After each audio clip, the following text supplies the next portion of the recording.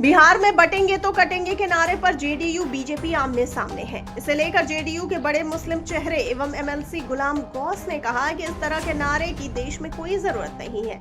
हम लोग तो एकजुट हैं। इस नारे की जरूरत उन लोगों को है जिनको एक संप्रदाय के नाम पर वोट चाहिए। जब देश का प्रधानमंत्री, राष्ट्रपति, गृह मंत्री सब हिंदू हैं, तो फिर हिंदू कैसे असुरक्षित हो गए? यह जवाब बीजेपी दे।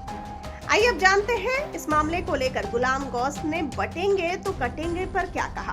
तो गुलाम गौस ने कहा कि सारे मुद्दे फेल हो चुके हैं, इसीलिए इस तरह का नारा दिया जा रहा है कि बटेंगे तो कटेंगे। मुद्दा बेरोजगारी, महंगाई, भूखमरी का है। इस पर बात नहीं हो रही है। हिंदू मुस्लिम में एकता थी, भाईचारा था, तभी अंग्रेज डर गए और देश से चले गए। देश आजाद हुआ। बिहार में बटोगे तो कटोगे का नारा नहीं चलेगा। बिहार में बहार है। नीतीश की सेकुलर छवि है। जेडीयू नेता के इस बयान पर बीजेपी नेता ने बड़ा हमला किया।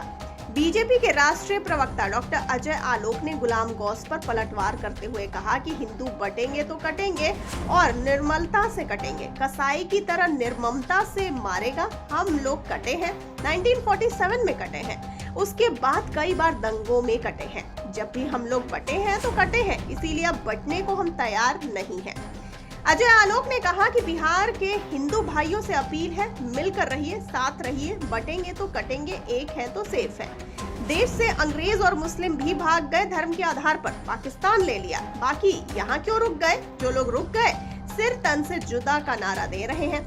गुलाम गौस की पृष्ठभूमि बिहार में हर कोई जानता है। क्या वह अपने आप को इस देश का हिस्सा मानते हैं? आपको बता दें कि बीजेपी की तरफ से यूपी समेत देश भर के कई राज्यों में पोस्टर लगाए गए हैं कि हिंदू तभी सुरक्षित रहेंगे जब एकजुट रहेंगे। बटेंगे तो कटेंगे, एक रहेंगे तो नेक रहेंगे। जदयू इससे सहमत नहीं है। इस मुद्दे पर बीजेपी और जेडीयू तब सामने आए जब पटना में आरजेडी की तरफ से पोस्टर लगाए गए हैं, जिसमें लिखा गया है कि न बटेंगे न कटेंगे, तेजस्वी से जुड़ेंगे और तेजस्वी को 2025 का सत्ताधीश बताया गया है।